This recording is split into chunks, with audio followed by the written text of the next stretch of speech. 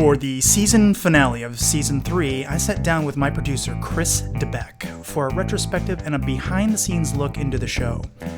We also dig into his tax incentive bill and how his outlook has changed since moving out of Hollywood. Lastly, we tackle a topic I've wanted to discuss for a while now, being cautious of the word can't. With that, please enjoy my conversation with Chris Debiec. This is like the 6th podcast I've done. Not with me. No. Second. Food in my teeth.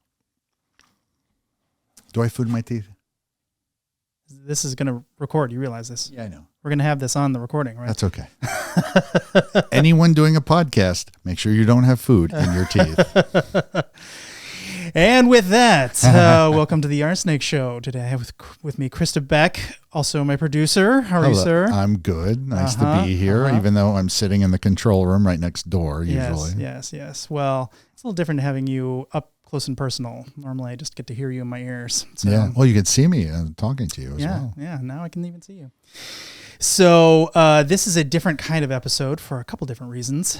We had some plans to do one in another state, and the plans blew up because people got sick and it just wasn't going to work out. So we ended up staying here, and you and I were talking about what we should do instead. And I got to think there might be something we could do more about the show itself, and also some other things I've been thinking that might be better for just sort of the audience at large, sure. And not necessarily about me or you or, the guest, whatever it is. So I pitched you the idea this morning, and so this is thrown together much quicker than we normally would do this. It's a great idea. I love it. Okay, great. So there's a number of things that I wanted to get out of the way. First of all, for those of you who are just seeing this, we actually have a little mini tree behind us. It is actually not Christmas. It is not even Thanksgiving yet. True. Yeah, it's true. So first of all, happy Thanksgiving to you, sir. You too as well. And you're staying in town. Yes. No, I'm staying in town. Went shopping today, Whole Foods. Oh my God. It was absolutely nuts. Yeah. And then Costco's right next door. So I just made a quick trip in, and that was double as nuts. Oh, really? Yeah. I bet. Yeah. Yeah. I think everyone takes this entire week off, even if they say they don't. Well, yeah. And if you're you better be shopping today, because if you're not, tomorrow's probably going to be worse. Yeah. Yeah. Well, by the time people hear this, it'll be long in the distant past. True. But, so we do have the Christmas tree back here. I think this is going to be the final episode of Season 3, sort of rounding out the season. And so happy holiday, happy Christmas, happy Hanukkah, happy to Kwanzaa. all those who festive. Yes, which do you celebrate, if any? I was raised Roman Catholic, so I celebrate Christmas. Mm-hmm. I thought you had some amount of Jew on your mom's side. Mom's? Good. Well, I'll tell you the story. So my great, either it's 2 greats or 3 greats, I forget. They came over on Ellis Island. They met my great whatever grandfather and great whatever grandmother. They met it's my father's side now. It met in the ghettos of Warsaw, Poland. Mm-hmm. The father was Jewish. Mother was Italian Catholic. And they came over on the boat to Ellis Island. They started raising our family as Jewish. And then, as the story goes, my great whatever grandfather passed away of a heart attack when his family was just young. So the grandmother decided to change the religion and go back to Italian Catholic.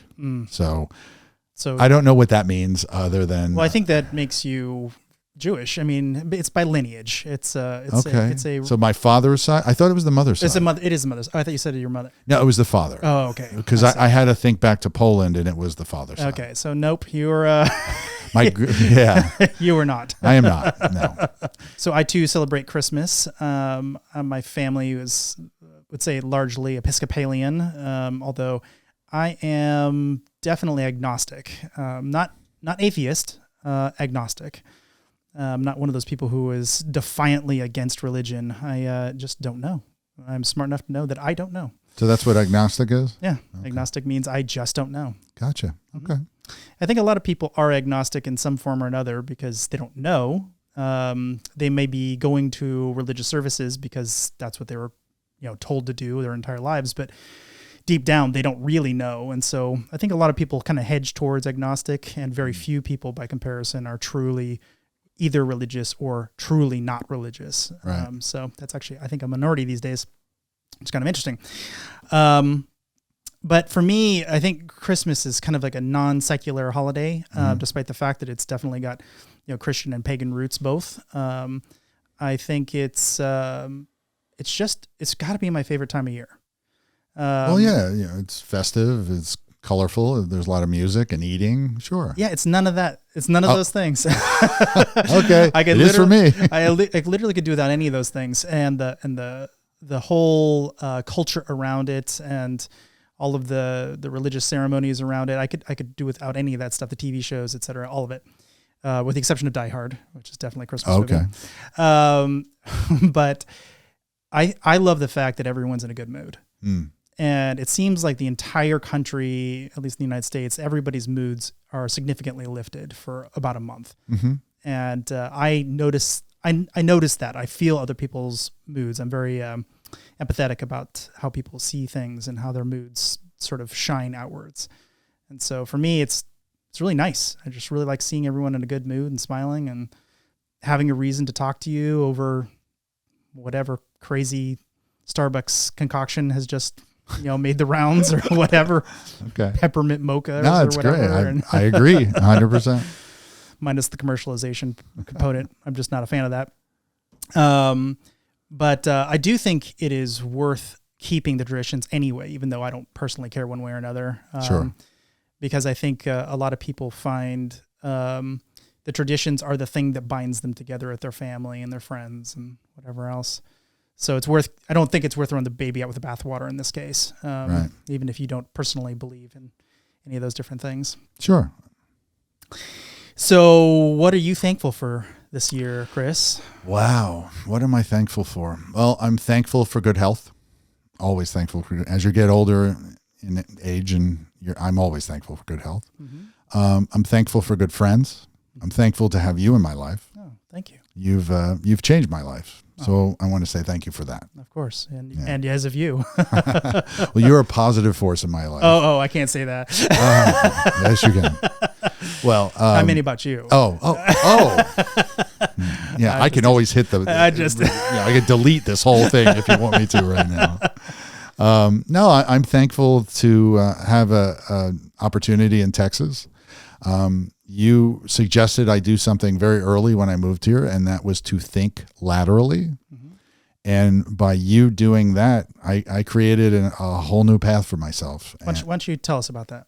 So I'm thankful of you for giving me the idea of thinking laterally. And what that means is that for 35 years, I've been a film and television producer. We hustle for a living. We come up with an idea. We create that idea. We try to sell that idea. So that's basically, 3 stages of what we do. And then once we sell it, we go out and make it. And once we make it, then we're done. And then we go and do the process all over again.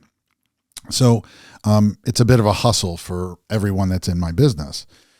But when you said to me, think laterally, I all of a sudden thought about what I did during the pandemic. So I have a long-standing relationship with the Cameron family. John David Cameron was the baby brother of James Cameron. And we basically, when the pandemic struck, you are our CTO of our company. I'm okay to say that, right? Sure. You just did. Okay, there you go. Excuse me. I don't edit for content.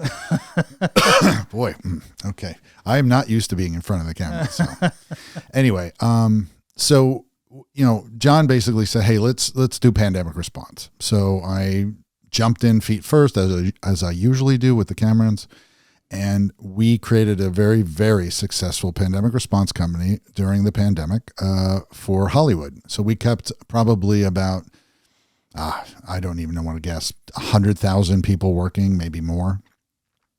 making TV shows, making movies, keeping the productions going, to being tested 3 times a week, having PPE, and not just the Cameron's productions. No, not just different. We had 2,230 productions we tested over a year and a half.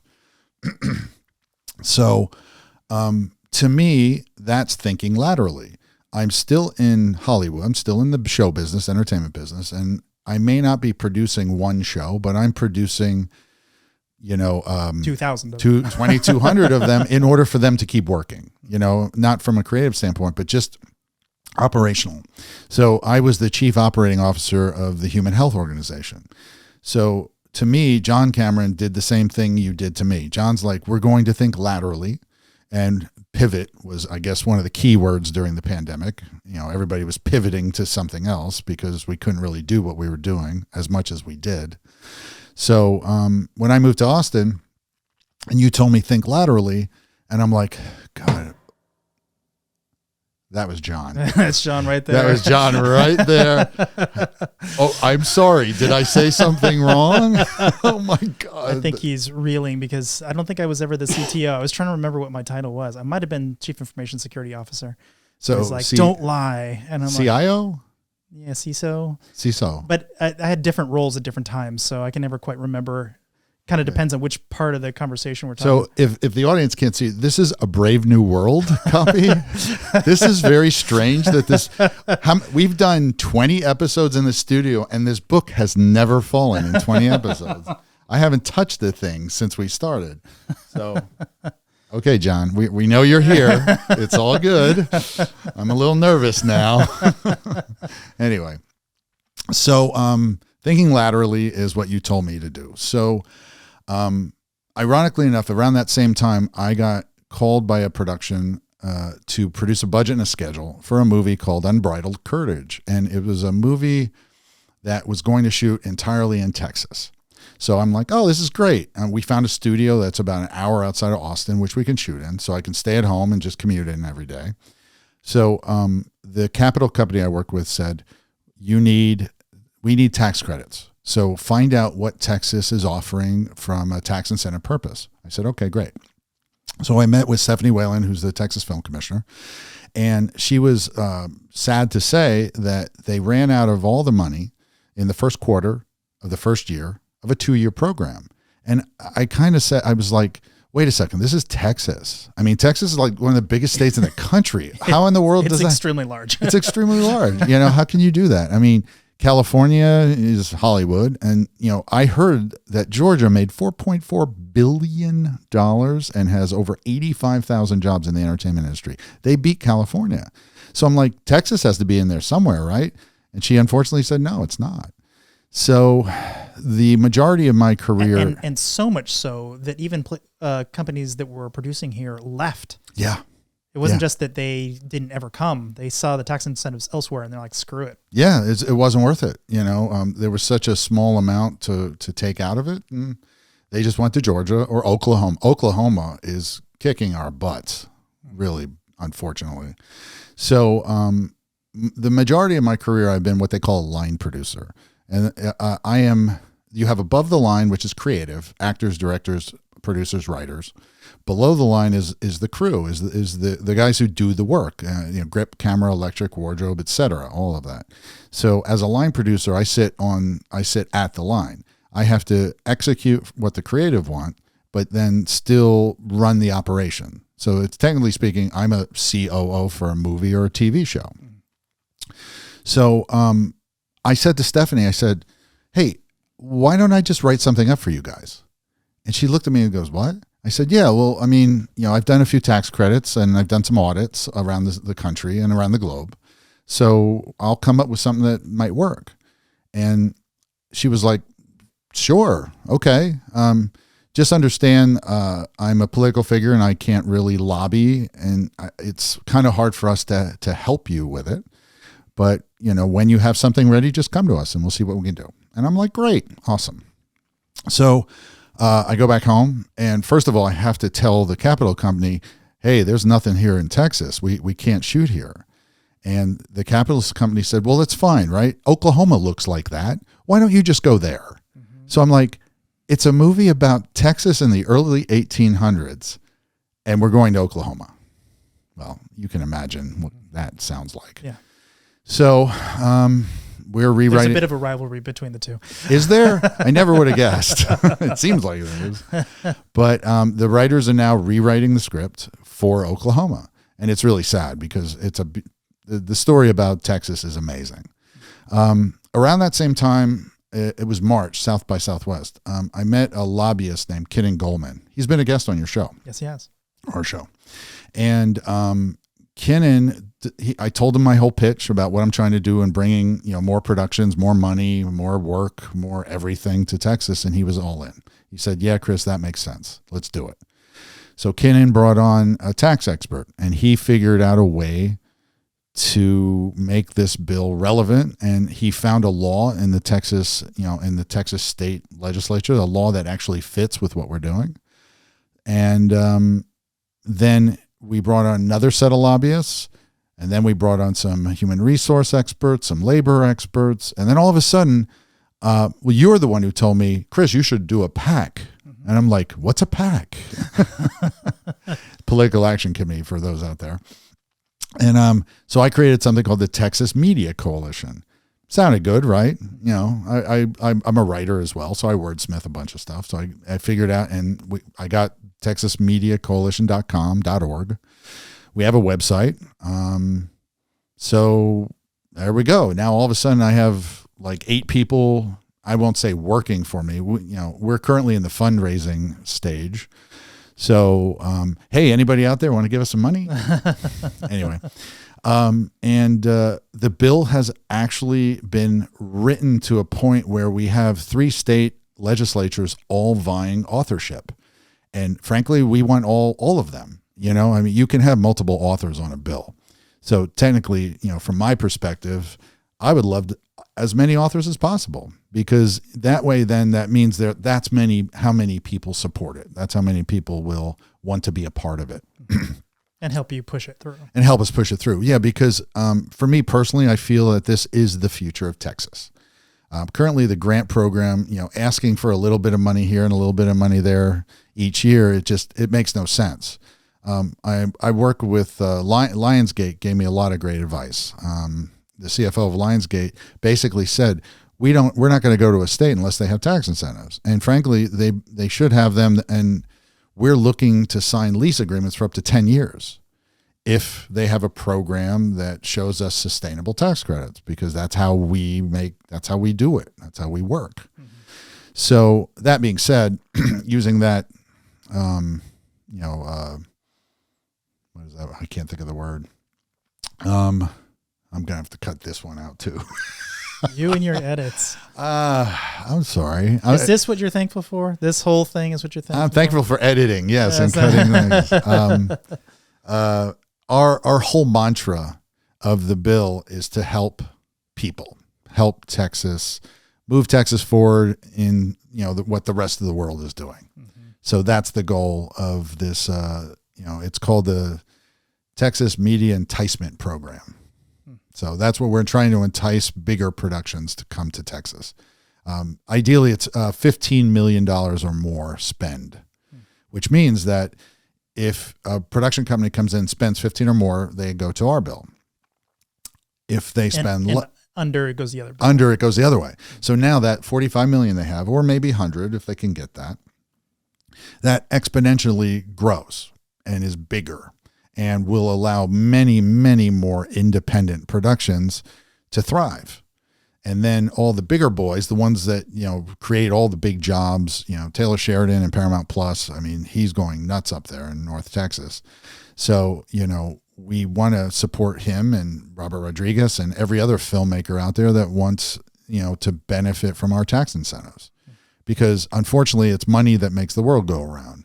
And if you talk to any capital company, any studio, they will say the same thing. If you have tax incentives, we'll consider shooting in your state and bringing our $100 million TV series to your state. And why is that good for Texas beyond the bragging rights? How do you describe the benefit to lobbyists and lawmakers? it's a trickle down effect. So the idea, imagine the circus comes to town, but our circus is a little different because we need to find housing for everyone. Anyone that we're bringing in that doesn't live here, we need to find a hotel for. We need to get rental cars for. They need to know where to eat. They need to go to laundromats. They need to go to dry cleaners. They need to go, to think of the grocery stores, the pharmacies. I mean, so if you have a production crew that is 300 people, which is the norm for budgets 15 million plus, then you're going to have to, all of those people coming in will need to spend money. So it boosts the economy like you can't even imagine. And then when are there any stats on that? Like there are lots of stats on that. Yeah, so if absolutely. I put like $100 million in, how much ends up back in the economy? Well, it depends on, what that $100 million is for. I mean, a budget is about 50 line items. So all those line items, they include labor, they include when you're doing construction, lumber. You're not going to bring that from another state if you're smart. You're just going to go and get a lumber store and buy $1 million worth of lumber. And I've written a check to Home Depot before for $1 million. So I know we do that because that's what we do. Wardrobe. You're going to have to go out and buy clothing. And, I've had wardrobe budgets anywhere from $100,000 to $500,000. So now those local stores that we're shopping for this wardrobe are benefiting. Catering. We're going to hire a local catering company, but let's say we bring in a catering company from LA or New York or something, they're still going to have to source food. So now they're going to HEB, they're going to Whole Foods, they're going to Costco, they're injecting all of this money into the community.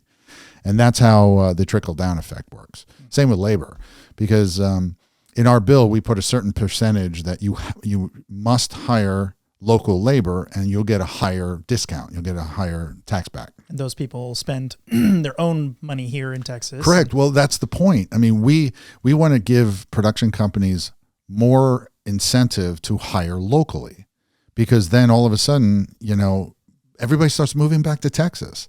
I mean, if you want to run the numbers, see how many local Texans live in California, how many live in Georgia, how many live in New York, and really want to come back. Owen and Luke Wilson. They're in Georgia, but they'd love to come back to Texas.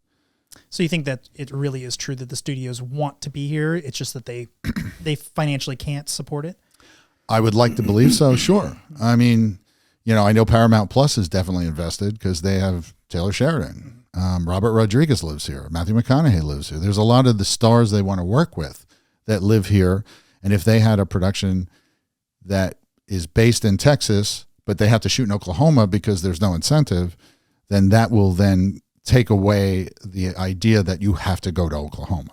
So does this become a race to the bottom? Do other states start saying, okay, I'm just going to give, that tax incentive plus another kicker? Yeah, it's competition. It's manufacturing competition. I coined a phrase, media manufacturing sector. What you and I are doing right now, we are part of the media manufacturing sector. We're not getting incentives for it, but maybe someday we will. Yeah, maybe. Yeah. It's possible. That's interesting. So what do you think of the prospects of the bill? What do you think? Is that 50%, 100%? What do you think? Well, interesting. If you were going to put money on it in Vegas, what would you do? Well, it's a red or a black situation because a lot of times it goes right down to the wire. I believe in it. My entire lobby team believes in it. Everybody I have spoken to believes in it. So I believe in it. I believe in 100%. I believe this is the future of Texas in the media manufacturing sector. So I would like to say it's above 50%. Well, that's good. Yeah. Go to Vegas on those odds. Yeah. I go to Vegas with less than that. What, are you kidding? Why do you think Vegas exists? Yeah. So, okay. So that's a good thing to be thankful for. I'm very thankful. Yes. I am thankful because I have seen quite a change in you in the last, call it half year or so since you got to Texas. And it's not just this bill. I mean, it's not just this. I remember you and I had a conversation at one point that went something like, Texas needs you to be something, and only you get to decide whether you're going to be that thing or not. And just very recently, I feel like this a fairly major shift in you that You seem like you're becoming an actual Texan, whatever that means, for good or bad. I need to go get a pair of cowboy boots. That's what I need. Exactly. A nice cowboy hat. It's not about the aesthetic, and it's not about the the drawl or anything like that. It's something about everybody here is a little bit slower, and I don't mean like non-intelligent. I mean they just take more care in how they talk about things and how they talk to one another, and that whole process can be a bit cumbersome and annoying to somebody who's a West Coast or East Coast, like let's get deals done right away type situation. And I've noticed you've kind of calmed down and you've actually gotten more into the culture. And I think it's good for you, because when I first started hanging out with you long ago now, what is that? Close to 10 years now? Yeah. Something like that. At least. I noticed that you seem to be in the culture of Hollywood, a very transactional nature. And I recognize that feature in myself from when I was back and doing sales for my own company. As a CEO, do a lot of sales. Over 100 enterprise deals just by myself. So I did a lot of sales and selling. And I saw that in you. There was this piercing through you to like, what can I get out of you sort of vibe coming from you. Well, 28 years of living in Los Angeles. Mm-hmm. I mean, the transactional is built in. You've grown up with that, It feels like you've like shed a layer of your skin or something, or you gotten rid of this thing that was sort of sitting on the outside of you. I did, and it feels a lot better. Ever since you and I had that conversation, I feel like I don't know. I want to live a better life. That's all. And I think Los Angeles and the Hollywood, that came out by accident. Did it though? Yeah. I mean, again, it was what I was referring to back in the beginning of this podcast, is that it's very, it's a hustle. You feel like every moment, every second of your life, you have to hustle to try to get to that next stage. But here in Texas, people will appreciate who you are and what you do, and they don't care about the hustle. I mean, they care about working, they care about, moving forward and, growing, but they want to know more about you. Mm-hmm. They want you to like, just let's go play golf. Hey, let's go out to dinner and just hang out. I don't want to talk about work. Mm-hmm. I mean, LA, it's like, that's all we do is talk about work. Mm-hmm. But here it's a lot different. And I'm starting to see that. I'm starting to realize that, and I'm starting to settle into that. I went to lunch with somebody yesterday, and I hadn't been to lunch with them in probably 2-3 months or something. So we had quite a bit to talk about. And, it was maybe an hour, 15 minutes or whatever. And call it 45 minutes to an hour of it was just him talking about kids and, how things are going on the home front and, travel and all this other stuff. And the last, 5-10 minutes were like, oh, how's work going? There was no work to be done there. That's just... Right. That's just how it is. And I know that I could ask him for favors or get him to do things, in a business context, but it literally never came up as something that there was no ask on either side. And once you have that trusting relationship, obviously it's so much easier to get things done. Not that I actually need anything from him, but that's the kind of thing that I think a lot of salespeople sort of miss when they first get to Texas. They're like, sell. And it's just not, it doesn't work like that here. Yeah, I learned. It's a rude awakening. It took me almost a year to figure that out, but I'm here now. Better part of a year anyway. I think you've definitely rounded a corner, and I'm very thankful for it. I've noticed it. Oh, thank you. Yeah. So I think it's time, since we're at the end of season 3, but also it has been about a year since we started this. We started early this year, right? March, I think. April. Well, technically, I started the LLC even about almost exactly a year ago. Okay. So, but you're right. Started maybe 6-8 months, something like that. But given the fact that we're at the end of the year, it's still a good time to do this. A little bit of a retrospective on kind of how things are going.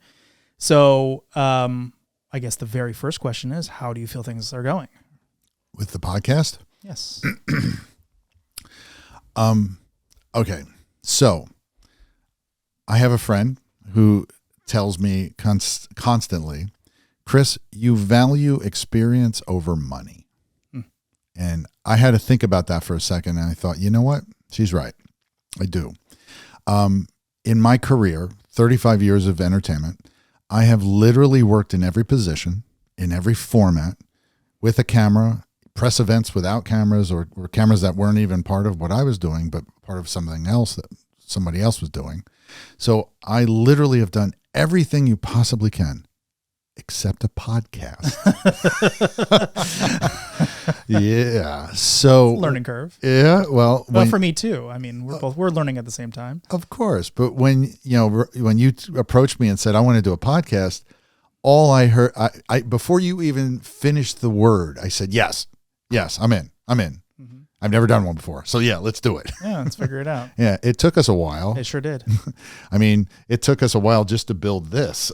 Yeah. So the history behind this shelf here is, there's a window right there. And I thought it looked a little like we're in a room as opposed to it's a house, a podcast studio. Yes. No, I know exactly what's going on, but you had to have a bit of an illusion that, this is more of a refined like area or something. So, we went back and forth in different credenzas and all kinds of things you could build. And I basically settled on a bunch of boxes that we could put together. Yeah. It took me like a week to do this. Sure. Because, I think people generally put like 4 or 5 of them together. They don't put whatever this is, 25 of them. Yeah. So that, thank you very much for doing all that work, by the way. You're welcome. I would like to know, Robert, the one thing you never told the story is why this? Why this sheet metal thing? Well, I was looking for something that looked sort of more mechanical and interesting. And in hindsight, I'm glad I did it because it's big enough that it kind of stands out on its own. We don't have to do any extra decorating really beyond that if we didn't want to. And, the books are nice aesthetics, etc. But I mean, I think it just sort of stands out nicely. It doesn't fit the branding at all, so I think we will probably have to. I don't know. It's pretty cool. I think it's neat. Neat. The audience won't hear this, but I just want you guys to hear this. Yeah, that is. It's kind of like its own special effect. It's also like a guillotine, so you got to be really careful. It's super duper sharp. Yes, I've cut my fingers many times trying to figure out how to hang this thing. So yeah. Yeah, don't tell OSHA. Yeah. So, how do you think things are going? So, you didn't get to that. Yeah, I didn't get that. So, for me, I love learning. I'm of this mind that, I'm going to be learning until I die. I'm going to be learning right until I'm in my grave. So for me, I absolutely loved what we did because for me, it was a learning experience. Yes, I work with cameras and microphones, and yes, I knew production and all that stuff, but I didn't know this part of it. So once I figured out how all this technical stuff worked, then all of a sudden I was like, oh, this is great. Why didn't I do this before? Mm-hmm. So for me, season 1, first of all, we were at IBL. So we were in a studio and they were controlling the technical part of it. So it wasn't. Which was probably good since we didn't know anything. Neither of us knew how to do this, but now we do. And we by you giving me permission to do this in my house, I learned so much about the technical side of creating something like this. And I have to give cred to Greg Worth, who is Steve Vai's sound engineer. Is he really? He is. Oh. He's the one who helped me build this. Wow. Steve Vai is one of the best in the world. He is. And, Greg is also one of the best sound engineers in the world, too. It must be. He is. He's amazing. So with Greg's help, we built this. And now, how's it going? It's amazing. I'm learning so much about your world because, when you first initially approached me, you said, Chris, I want to do a podcast. I want to have the conversations that I've had with all of the experts and all the people I've worked with, just like at a bar or a restaurant or just hanging out and just talking about what we do, and to me, it's an alien world that I get to learn. So I absolutely, positively love doing this podcast. Good. So I've gotten sort of 3 types of feedback so far, and they're on different kinds of things. So a lot of good feedback on business, specifically people who are kind of either relatively new to business or still trying to figure out what they want to do in their business. because we've had some pretty good business episodes so far. So that's good, but that's kind of a minority. So I would kind of toss that into like a side bucket. The two major pieces of feedback I've gotten are on ironically, the one episode we did on mental health. I got a lot of feedback. I was surprised how much. Just an insane amount. A lot of side chatter coming to me directly. You know, a lot of people coming to me like, "Oh, I didn't know you had struggles. Like, let me tell you what's going on in my world. Like, we need to go out and have drinks or whatever. You know, kind of thing." So that was really great, because that was one of the reasons I started this. Is I knew that if I had a lot of sub reasons for wanting this, and one of them was, I felt like if people could hear these conversations for themselves, they would suddenly see the world in a different light. And that was really encouraging to me to hear that indeed these fairly young people in some cases were coming to me like, wow, like there's a whole bunch of stuff going on in my world. We need to talk. And that was great. Even other experts came out of the woodwork and said, hey, there's some mental models I use, and I would like to talk to you about it sometime. And maybe even get one of the guys on the podcast. So that's one. And then the other major one was around the super technical stuff. So kind of along the lines of what you said. So they tend to be totally different people, interestingly, who gave me this feedback. But the people who gave me this other set of feedback, you know, they're like, I want more of this crazy deep dive technical stuff, you know, and yes, most people are not going to understand it, but I understood it, or even maybe most of it, but maybe not all of it or whatever. And yes, keep doing that kind of stuff. So weirdly, I think we kind of hit exactly all the notes that I wanted to in the show. You know, there's a lot of crazy technology, not necessarily computer technology. Some of it's hyper sciences, you know, or, you know, some of it's AI, you know, that kind of stuff, which isn't directly security or the technical aspects of marketing or whatever. Again, not security, but security touches so many things and touches lives in such weird ways that you can't really separate security from a huge chunk of the world. It's just there. It's all over the place. Well, it's breathing too. I mean, you want to be secure and safe. To me, you know, security is breathing. It absolutely is. I mean, there's definitely the operational side of security, you know, protecting bank vaults and whatever. So, so I think the feedback I'm getting has been really positive, and we're just now starting to get lift on viewership. And I expect that to gain a lot of traction over the next handful of months, because we have some marketing people working behind the scenes. So I think we're in good shape.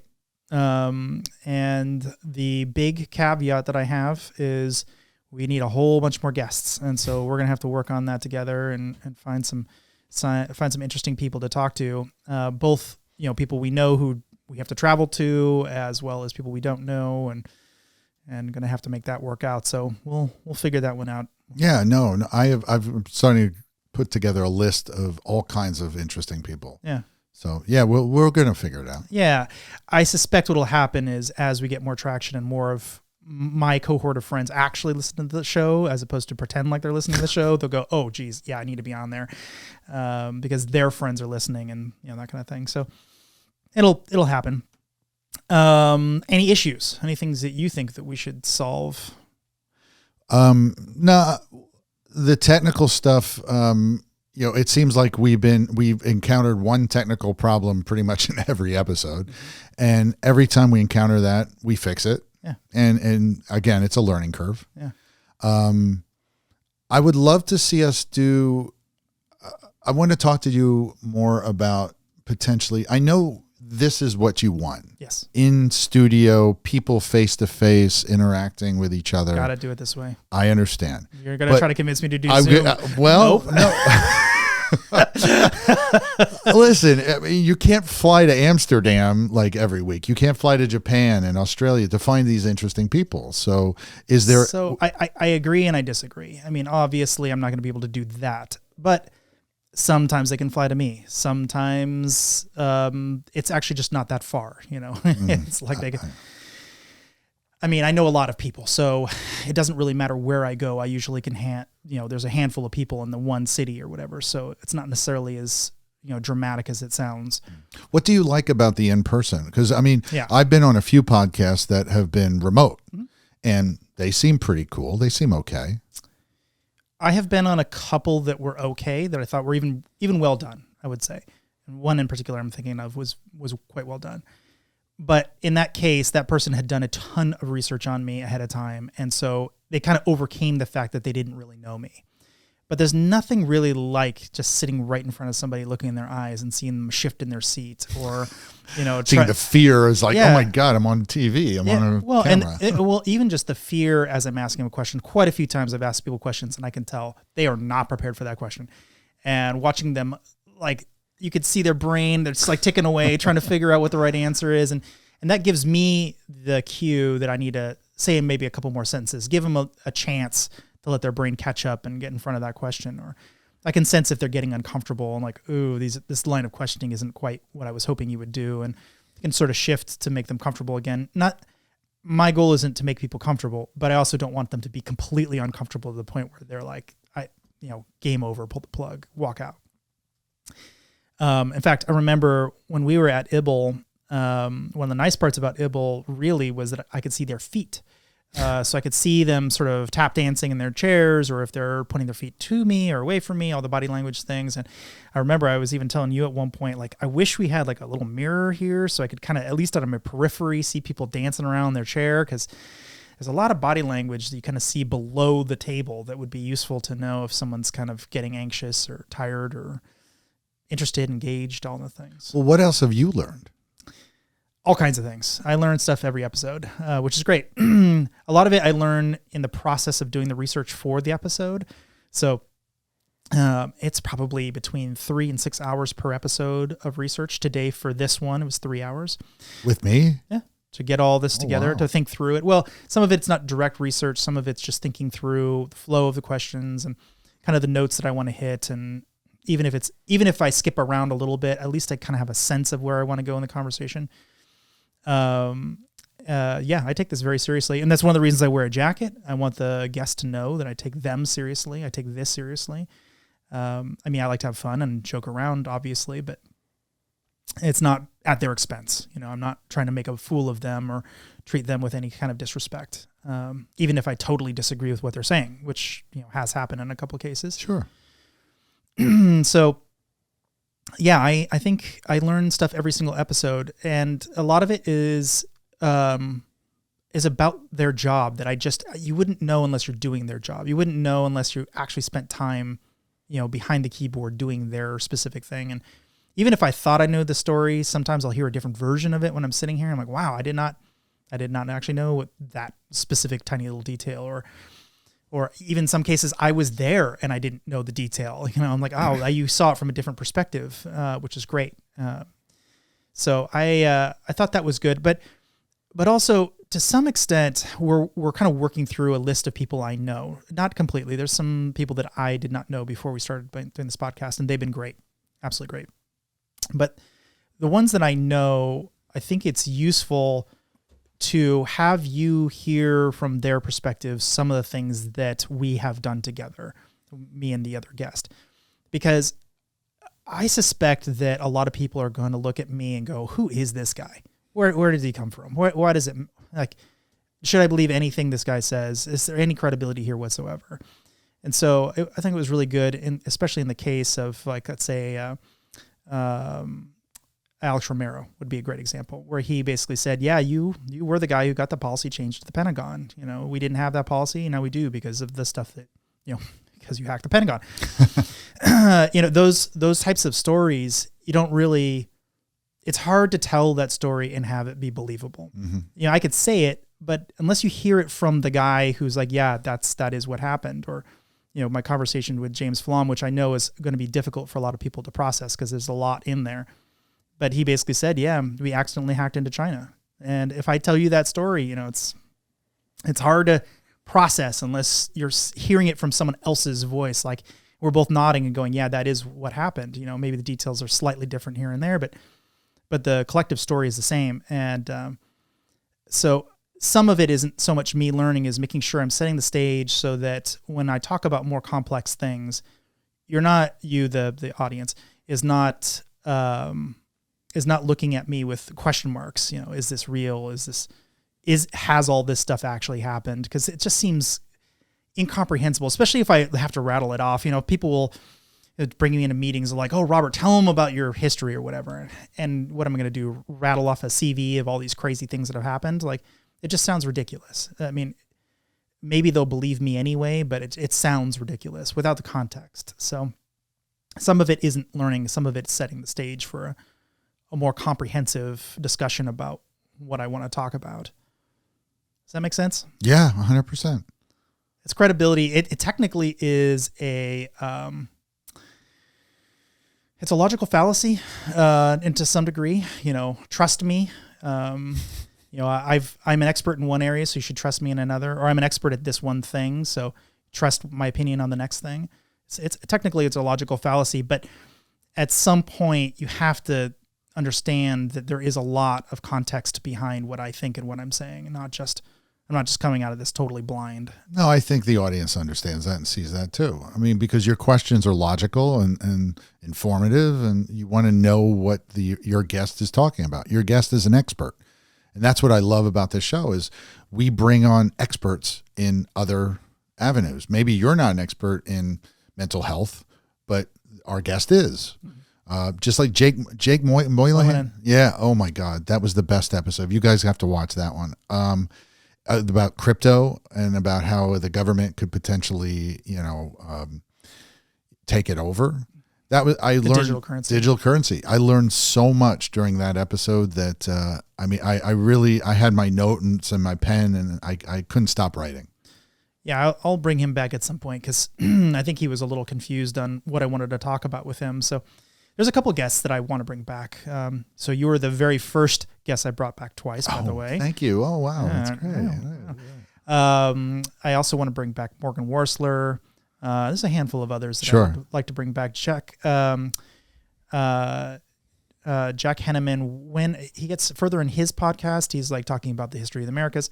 When he gets to the point where he starts talking about the formation of the country itself, I'd like to bring him back to kind of talk through some of that, because I think there's a lot of misunderstanding about how the laws were actually originally enacted and the mood of the country at the time. So I think there's a lot of cool things we can kind of revisit with these guests who are obviously more than just a one-trick pony. They got a lot of other things. Yeah, of course. You're not going to get the bulk of their knowledge out of them in 1 or 2 hours or 3 hours. It's just, you're not going to do that. So, well, some of your guests, I mean, we could probably have 10-hour conversations technically. Yeah. Because they just are so full of information. Mm-hmm. Yeah. Jack is definitely one of them. Yeah. So, okay. So we discussed issues. So I think we should keep doing this. What do you think? Yeah. Oh my God. All right. No, of course we should. So if you said no, of course, game over. I do want to experiment maybe with potentially a different background. Okay. Sometime. I mean, yeah, we can. We've got over 30 episodes in the can, and if you feel like trying to move this thing around, disassembling it. Whatever. Well, no, I mean, I don't want to disassemble it. We can still use it, but instead, get rid of some of the books and put up some. Hey, and if you're interested in sponsoring, hey, we can give you a prime location here. Yeah, exactly. Yeah. Okay. Good. Well, we can talk about all that. So the one thing I wanted to talk about today, more for the audience, not necessarily for you, is something I've been talking about for a while amongst my other friends. Is something I refer to as being cautious of can't. The word can't or cannot or could not, etc., all the variants thereof. I think this word is very dangerous because it basically informs your opinion before you even really logically think through what you're even saying. Once you utter the words, I can't, you've basically just told your brain it is impossible. But it isn't impossible in many, many, many cases. And I kind of wanted to spend a little time kind of enumerating that and thinking through it a little bit with you and sort of see where we land. So before we get too far, I want to admit that I am the first to say that I use can't in the incorrect contexts quite often. So when we were talking before the show, I said, this will be my sort of Christmas gift to my audience because I can't give them an actual present, the word can't. And in that context, what I actually mean to say is, well, there's two ways I could do this. I could spend an insanely high, crazy amount of money just sending gifts all over the place, but then I would have to hack everybody to get their addresses. And so there's legal ramifications in doing that. And it's quite expensive, and therefore I can't, I can't, or at least I can't see myself doing it. So what I really mean is the fiduciary and legal implications of it are too great for the upside. So I can't being a sort of a shorthand for being saying I can't see the financial upside in doing whatever I'm talking about. Right. So this is one I'm going to ask you. Say a couple of sentences in Mandarin. I don't know how to speak Mandarin. Yeah, correct. That's correct. Because you could have said I can't. But the actual answer is you're ignorant of the language. I'm uneducated. But if I set you down with a Duolingo or a teacher who understood Mandarin, I bet inside of a week you'd be rattling off a handful of sentences to me. Yes, agreed. So what we really mean when we say I can't in that context, and this is used all the time, especially with children, they will say, I can't do that. It's like, well, I bet you can. You just don't know how yet. We'll work you through the process of doing it. I can't read this. Well, yet. The answer is yet. Or I can't lift this thing. Well, give it a year and that'll be, cakewalk. You'll be lifting that thing in no time. So I like to, especially young adults and kids, when I hear them use that word, I'm like, you can't yet just because you don't know how. Would you like to learn how? And if the answer is no, great. Stay ignorant or, stay weak or whatever. But don't think for a second it's because it can't be done. It can be done. Any feelings about that one? No, I agree 100%. I mean, I use the word can't all the time, but I never really think of the context I put it in. I think it's important to be careful of the words you use and thoughtful of when you use them, what you mean when you say when you use them. Otherwise, you're just rattling off. I mean, I have all kinds of malapropisms and I mess up my words constantly. So I'm not, an idol in this regard, but I do think it's important to notice when I'm using certain words because that means things and those things can be interpreted in certain ways. If I say something can't be done, it better not be possible. Otherwise I'm lying to somebody. It's like, well, it can be done. I just don't think you should or whatever. No. I mean, I have an example of this when I worked with James Cameron. Jim hates people telling him, I don't know. Those three words, I don't know. And he pulled me aside. We were down in the Bahamas doing testing some submarines. And he pulls me inside and says, Chris, I never want to hear you say, I don't know. I never want to hear those words out of your mouth. Mm-hmm. And I said, okay, Jim, then, how would you, if I don't know something, then, how would you like me to respond? And he goes, Chris, if you don't know something, what you're going to do is you're going to tell me how you're going to find out. If I say, what time does the ship, pull into port? Jim, at this point, I have to say I don't know, but I'm going to go find out. So he hates the I don't know and then period, stop the end of the sentence. If you don't know, go find out. Go fix it. Go figure it out.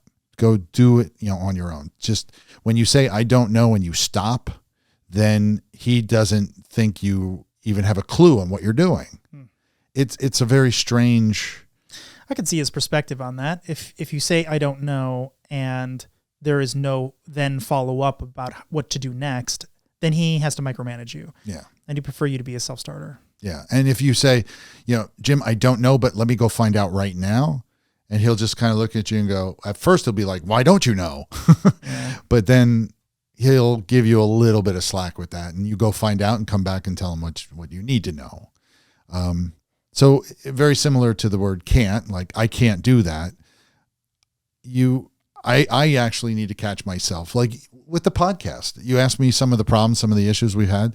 There were multiple issues where you have asked me to do something and then I say, oh, I can't do that. And then you ask me why. And then I'm like, wait a second, I can do this. I just didn't know how to answer you at that exact moment. Mm-hmm. So in a way, you almost have to think about, when you say, instead of saying can't, you don't want to say can't. You're like, right now, I don't know if I can, but let me work on it. Sure. And you and I have had that a couple of times with various audio problems, various video problems, editorial cuts, whatever we're doing. And you've actually taught me to not say the word can't anymore. Just let me work on it. That's funny because I don't think we've ever actually talked about this before. No, we never did. Interesting. I got your emails though. I'm like, oh God, Robert's pissed. Oh God, help me. Oh, please don't yell at me again. I'm such a draconian. I remember this one moment that really opened my eyes to this whole concept of can't. This is early on when I was learning how to shoot, and I'd actually gotten fairly good already at that point, even to the point where I had already passed something called DP2, Defensive Pistol 2, with this Navy SEAL named Jeff Gonzalez, and he's an insanely good teacher. He just doesn't care at all about you as a person in regards to his class. So he'll fail you. I mean, he used to be a Navy SEAL instructor, so he failed Navy SEALs for a living. So you failing his class means nothing to him at all. He doesn't care. And it's hard to kind of get over that. So it's a kind of working with him, or maybe even working against him in some ways to kind of get through it. But I remember there was this one problem I was having, and it was such a bad problem. I couldn't figure out at the time how to get past this. It's like I would shoot just fine, a string of like 10, 15 rounds, and then I'd miss once, and then I'd miss 10 more times. It was just like, what is going on? Like, it doesn't matter how much I practice, doesn't matter how many times I go in. It's like my shooting's perfect, or, as near perfect as I could shoot anyway. And then all of a sudden it would just fall down right there at the end. And it was very frustrating. And so he was walking by me one day, kind of going the opposite direction. And he's like, oh, so you're going to pass this thing I got coming up? And I think he was just expecting me to say, yeah, I got it, or whatever, kind of over his shoulder as he was walking by. And I said, no, honestly, I don't think I'm going to pass. And I don't know why. I can't figure it out. And he stopped dead in his tracks. Like, he was just about to open this door to leave. He stopped in his tracks, turned around very slowly. He's like, what's the issue? And I'm like, I pull the trigger. Everything is going well. And then it just suddenly drops off. He's like, you need to stop treating the next round, or thinking about the next round when you're shooting this round, or thinking about the past round when you're shooting this round. Just think about the round you're shooting. If you can do that, you'll be fine. And he walked away. And I'm like, okay, I'll give that a try. And I get in there, and yeah, I'd miss one round. And then I like very heavily thought, like, just pretend like I'm starting from scratch. Pretend like there's not a single round down range, and I'm pulling the trigger for the very first time. And all of a sudden it was cured. I was like perfect, like exactly where I should be. And then the next time I took his test, I got 100%. So that was a tool that I was missing. That was the Mandarin that I hadn't learned. There was that thing that just hadn't been bestowed upon me at that time. And had I had the right tools, I would have been able to do that much earlier. I think that's what this is. I think knowing what can't is and isn't, and what it really means, is one of those crazy tools that can help you unlock a big chunk of how you think about the world. And so many people are locked up in thinking about what they can't. It's like they're terrified of the world. So let's move on to the next one. Well, let me finish that thought real quick. Oh, sure. I didn't realize there was more. Oh, no. It just, I wrote a bill for the Texas state legislature. Sure did. I mean, I'm a film and television producer. I didn't say I can't do that. I said, I'm going to do this. It took me a while, but I figured it out. Mm-hmm. And what you were referring to, what Jeff, the advice he gave you was be present, be in the moment, and just think about what is happening today. Think about what's happening right now, and what's that next thing within the next 10 seconds you're going to do. And how is that going to change your life or not change your life, or just normal everyday stuff? In your case, you had to be present and forget about everything else you did in the past and just do this one now, starting over again. Mm-hmm. And I think there's a lot of us that have problems with that. I used to have problems with being present all the time. I used to think about, where am I going in the future? What's next week? What's a month? Oh my God, do I have retirement? Oh my God, what's happening in 5 years? Why don't you worry about what's happening right now and what's going to happen in the next hour or tomorrow? And in your case, I think that's what you did. You fixed it. by just being present, being in the moment, and knowing that whatever happened in the past is now in the past. Learn from it and move forward. Mm-hmm. Right? Yeah, I totally agree. Yeah. So the next one is, I see this fairly frequently. You'll see somebody who's kind of languishing in a dead end job or has no job or whatever, and you'll say like, get up and get a job. They're like, I can't. But they obviously can. I mean, obviously they can. Other people do it, and they're not more qualified. You know, they're not smarter or faster or better looking or better dressed or anything, any metric that you might think might matter. They just do it. And so that one I chalk up to unwillingness. Like a lot of people just don't want to do something. And so they say I can't as sort of a replacement word. And then they kind of believe it. It's like, well, I have to stay here. I can't go out. Like people will see me and I feel disheveled. You can go out and you don't look like disheveled. You're fine. You know, comb your hair, put on a nice shirt, you'll be fine. And it's anxiety about the world and about what's next. And some of it might, be sort of manufactured, just like pure laziness. I prefer not to. But after a while, that laziness turns into something else. It turns into fear of what's out there, that anxiety and that unwillingness. What do you think? Yeah, no, I agree with you. Do you ever have that? Do you ever have I have it all the time about going out? Well, I mean, you mingle well, so. Oh, I'm a great networker, but I prepare.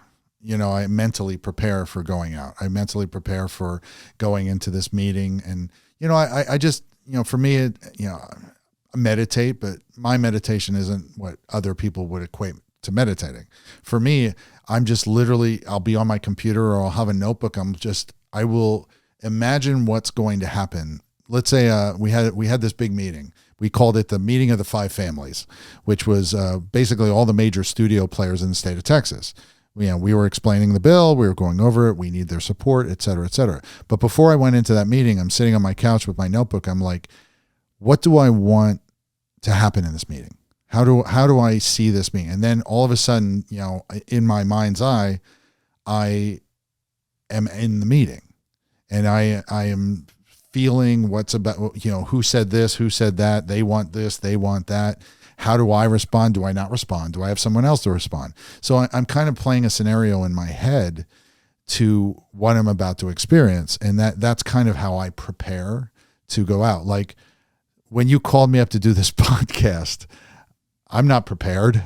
I gave you an idea like, hey, why don't I be on the podcast? I thought you were going to just talk by yourself. I was at first, and then you convinced me by just proposing it. And, well, I proposed it, but I didn't prepare for it. Yeah, well, but here we are. We are.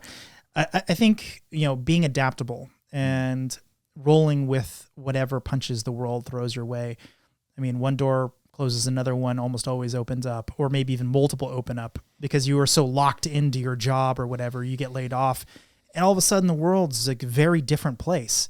You're not looking at through the lens of I'm just going to get up and brush my teeth and do the thing. Like now there's hundreds of people you need to go talk to and go meet and go find out what they're up to and, network and find that next gig. And I remember I had a conversation with a very close friend of mine, and she was going through a bit of a rough patch at work. And I'm like, well, I have a feeling they're going to lay you off. Like you had better, or, fire you or something, like you'd better start looking. And she said she couldn't, she's too busy, it was too much, there's too much going on or whatever. I'm like, well, you can do whatever you want. I'm just telling you, like, you should. And, it was a hard, I can't. And then all of a sudden the bad thing happened and made it so much more difficult, as opposed to having that 4 or 5 months that she kind of saw it coming, that I saw it coming, that she could have reacted. This is the kind of thing, like, I really think the more you remove that word can't, like that would have opened up for her months of time horizon if she had played her cards right. For you, it opens up networking possibilities. And for other people, it's going to open up a new relationship that they would never have met because they'd never stepped outside their home or whatever. So getting outside that can't barrier, I think, is really, really critical. Well, you have to put yourself out there too. I was in Atlanta this weekend, and I went to visit my friend Ray. Ray's a bit of a slump. He's in a slump right now. So he and I were just talking about, getting out, meeting more people, trying different things, opening new doors. And I introduced him to my friend Vince. My friend Vince is in production, but he also does real estate. He also does rehab. All of a sudden, Ray does rehab. Vince does rehab. I said, hey, you guys should do a rehab show. And they're both like, hey, we should do a rehab show. Mm-hmm. And then, I take Ray to meet my friend Mary, and Mary I went to high school with. So, hey, Ray, Mary, you live in the same town. You guys should get together. Mary is doing background work on a lot of movies and TV shows, and she's loving it. She wants to get involved in the circus that me and Ray are part of. I said, Ray, why don't you work with Mary? Maybe you guys could do something together. And then all of a sudden, Ray just started, it was like a cloud was lifted over his head. Like, oh my God, Chris, you've inspired me so much because, before I was just kind of living in my own head in the can't. Mm-hmm. Like, I can't do this. I'm so busy that I can't try anything new. Well, you should try new things, and the word "can't" is now that we're having this conversation, it's definitely it's a deterrent with life, mm-hmm. with if you want to move on. Yeah. So I love that you're talking about the word "can't." So there's a dark side though. There's always a dark side. Well, I think this is worth talking about. So if I were to say, take the inside of your wrist and put it on the back of your shoulder or something. Yeah, most people say I can't. Well, the dark side is I have seen it happen in jiu-jitsu. Someone got their arm folded completely the wrong direction. I was on the other side of the classroom. I saw what was happening. I was nowhere near close enough to stop it, but I did see it, and it was very gruesome. And so if I were to say do that, and you say I can't, what you really mean is you're unwilling, but also for good reason. Right? Everybody has to have their boundaries. You got to say, like, I'm not willing to hurt myself to appease you or do this random thing. And you say that, but I think a lot of people are scared of putting up personal boundaries. They're scared of their personal ethics, and they're sort of a line. They either just are going to give all of themselves or get none of it. It's sort of they're unable to have a clear delineation of where they should be giving of themselves. And it makes sense to say I can't in that context, although it's probably the wrong word. It should be fuck off. Or, I'm not going to do that because that would hurt. And I'm not interested in pain or whatever. Yeah, there's real world why you should say the word can't, I can't eat this mug. Well, yes, of course you can. I'm not going to eat this mug. Yeah, I don't think you can digest it. No, there you go. I can't digest it. Okay, so again, on the dark side. So if I were to say, go rob that liquor store, a lot of people would just say, I can't, I can't do that.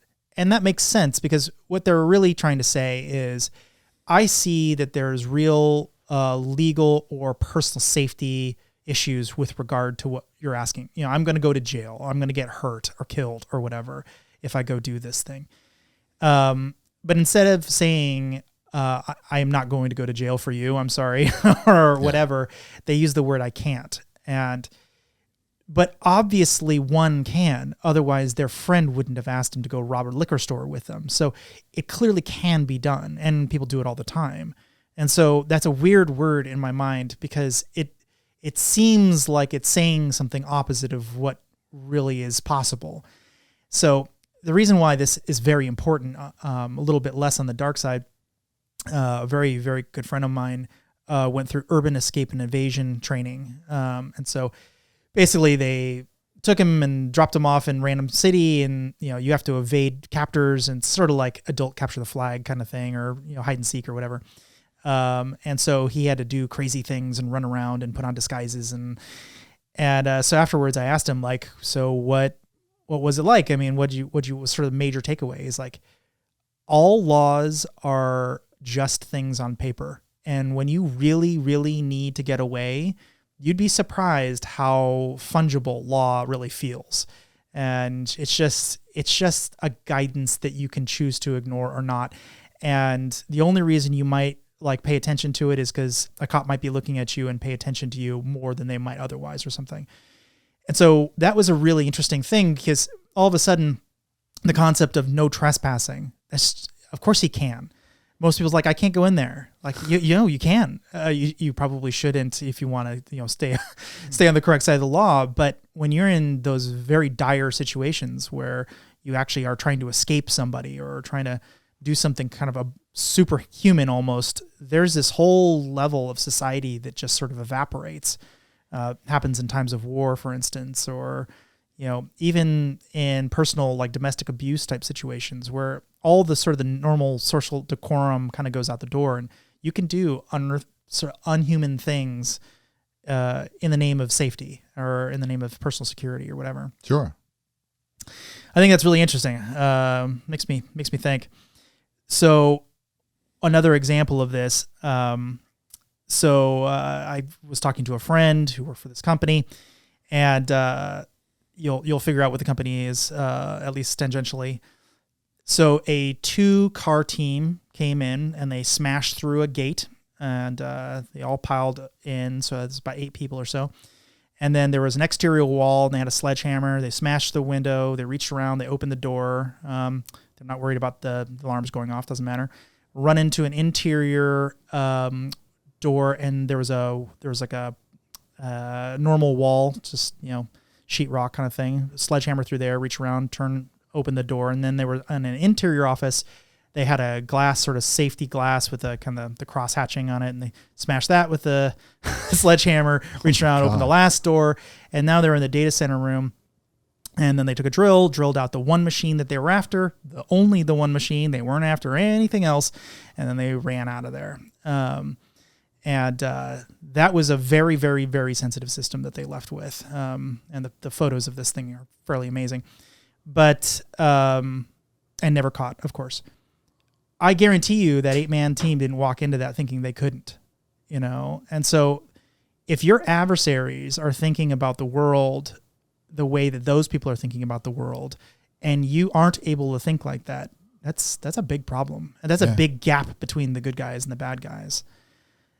I think there's something to be said about having personal ethics and having a sense of what you will and won't do. But you have to understand that the adversary doesn't feel that way, or at minimum, they might have their own set of ethics that just are against yours. They might say, well, you're killing my people. And they're like, well, you're killing my people. And, otherwise they're exactly the same in every other way, but they're in conflict. And so your rules and your laws just don't matter to them. And so if you think about the world a little bit more like that, where really, truly anything's possible, you're going to see the world in a much more, I think, correct light, the way things actually are. It's not necessarily happy. It's not necessarily, rainbows and unicorns, right. But it is how the world works. Right. I mean, we live in a civilized society, though. Do we? Well, I don't think so. I think it's more civilized than it was. Sure. With technology. I think there are certainly pockets of the world that are much more civilized. I think this house, you don't have anyone running through it with guns or whatever. No. But I think there's definitely areas of the world that are completely uncivilized, and they're war-torn and anything goes, and that's just kind of how it works.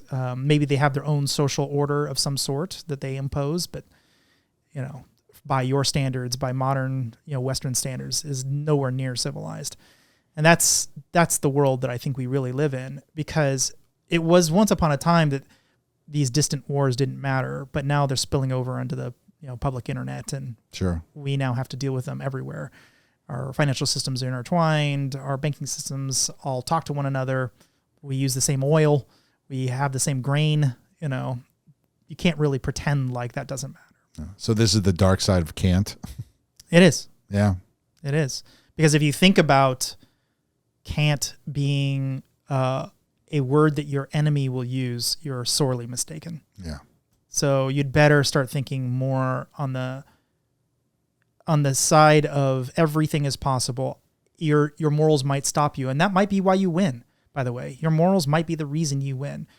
But you can't not predict that what your enemy is going to do and survive. You have to think past them. So you have to be thinking like them, which means you can't pretend like we live in a civilized society. Can't. Hey. Well, not be successful anyway. There you go. Although I do, it's funny, I do meet a lot of people who would prefer not to know.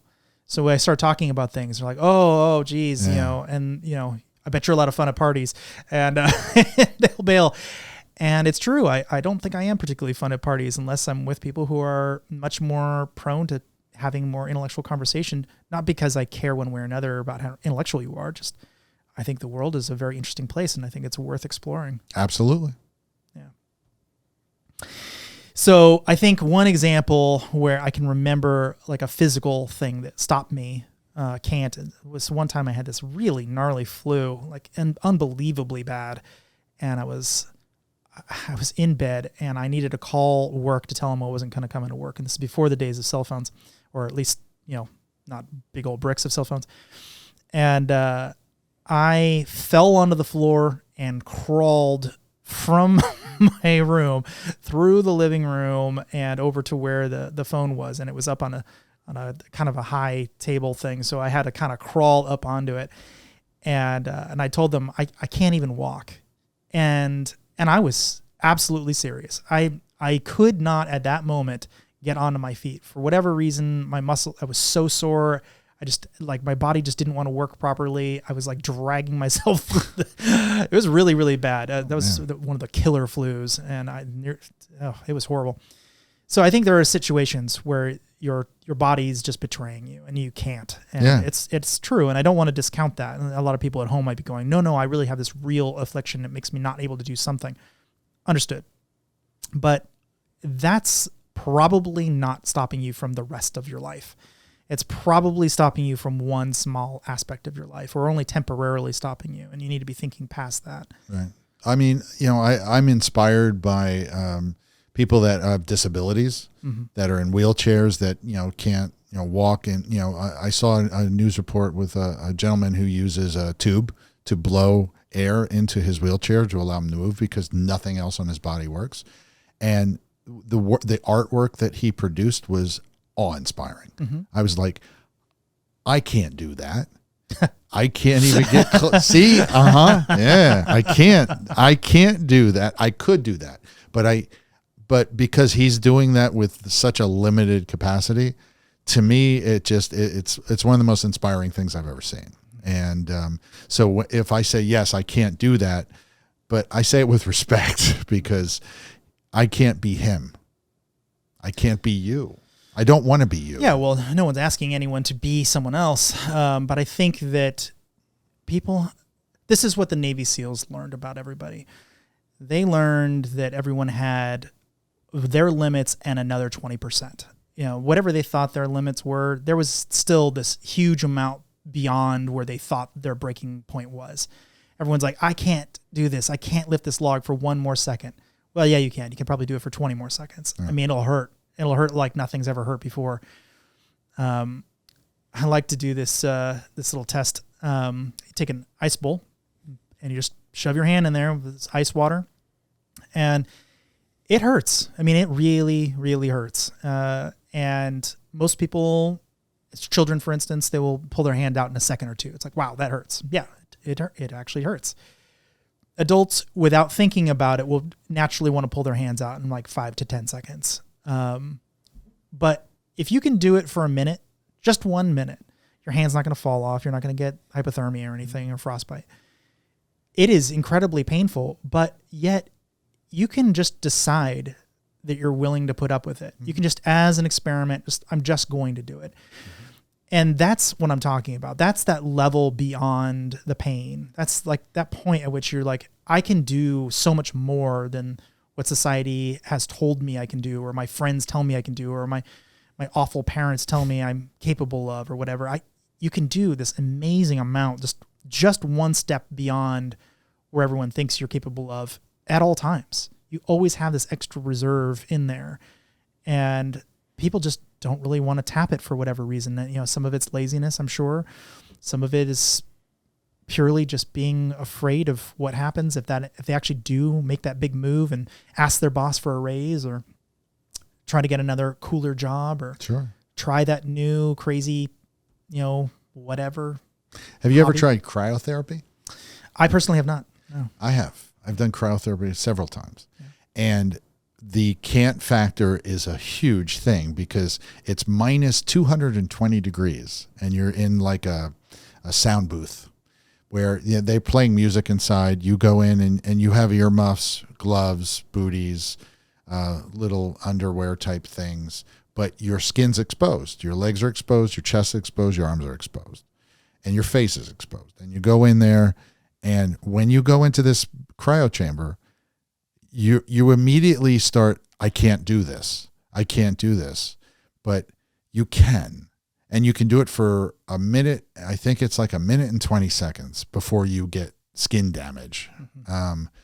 First time I did it, 20 seconds is all I could do. And I'm like, I can't do this. And I ran out of the booth. And it's an easy exit. But was then it frozen shed? It wasn't a frozen shed with a padlock on it. So you ain't going nowhere, boy. No, so I did the first 20 seconds and then I came back out and I'm like, you know what? I can do this. My brain was telling me you can't do this, Chris. You have to get out of here. You're going to hurt yourself. But in actuality, I could. So, I did cryotherapy for about 3 or 4 weeks. I had I tore my AC joint, my shoulder, and the doctor actually said cryotherapy will help that. And I'm like, okay. So by the time I was done with those 2 or 3 weeks, I did the max. I was in there for a minute and 20 seconds, and I almost could have stayed in longer, but the alarm goes off and says, get out, because they don't want you to hurt yourself. Mm-hmm. But, once you overcome, they need an ejection seat. Once you overcome the word can't, then anything is possible. Mm-hmm. That's what I learned. Yeah. Yeah. So this is that Jeff Gonzalez moment, I think, for a lot of people. You get to decide, are you going to take this tool and run with it or are you not? Yeah. It's your choice. And choice is an amazing tool. Mm-hmm. Choice is like one of the few tools that you can choose, exactly. So anything you'd like to tell the listeners as we egress out from 2022 and season 3? And oh yeah. Well, just stay true to yourself, believe, it's all the quirky kind of, cheeky stuff, be happy. It's not as bad as you think. That's the one thing I've been learning. My life goes through, peaks and valleys, just like everybody else does. And the experience I have with you and this podcast and the education I've had with all of these wonderful people we brought on, I feel like I was in college. I feel like I was in school. Every time I sit in the control room watching the monitor with my little notebook, taking notes for marketing clips, I feel like I'm taking a class. So watch the RSnake Show if you want to learn something. And I think that's just learn, keep learning, don't ever stop. And that's what I take going into the new year. Is next year is going to be a great year, I think, because I can do it. I can do whatever I'm putting my mind to. The bill I'm working on has been taking up pretty much all my time. My friend Melissa tells me it's a hobby because I'm not getting paid for it. I'm like, yeah, well, yet, exactly. Have faith. That's the other thing. Have faith. Believe in you, believe in hope, believe in whatever you're doing. And that's all I got for this. Well, the one thing I would say is don't start a podcast with someone who's never done it before. I'm just teasing. Really? Hey. No, I'm just teasing. By the way, the studio's up for it's rent. It's rentable. If you guys want to do a podcast, let me know. No. I have really, really enjoyed this. And I think if I'm going to leave anybody with something sort of going into the next year, it's push yourself. Try something new because there's so much interesting things out there in the world that just need to get done. And it's funny, all the times people tell me that it can't be done. No one's ever done that before. No, you can't do that. Mm-hmm. I've proven them wrong every single time. And so I know firsthand what's possible. And I know if you believe it's possible out there, you're probably right. You just need to, actually apply yourself and do it. So yeah. No, I agree. I mean, look at us. You never did a podcast before. No, I never did a podcast before. No. And we're in episode like 37 or something. I mean, 33, I think, or something like whatever. that. Whatever. Yeah. Well, I've enjoyed this a lot. Happy Thanksgiving. Happy Thanksgiving to you as well. And to the audience. Yeah, exactly. Thanks, Chris. You're welcome, Robert. Thank you.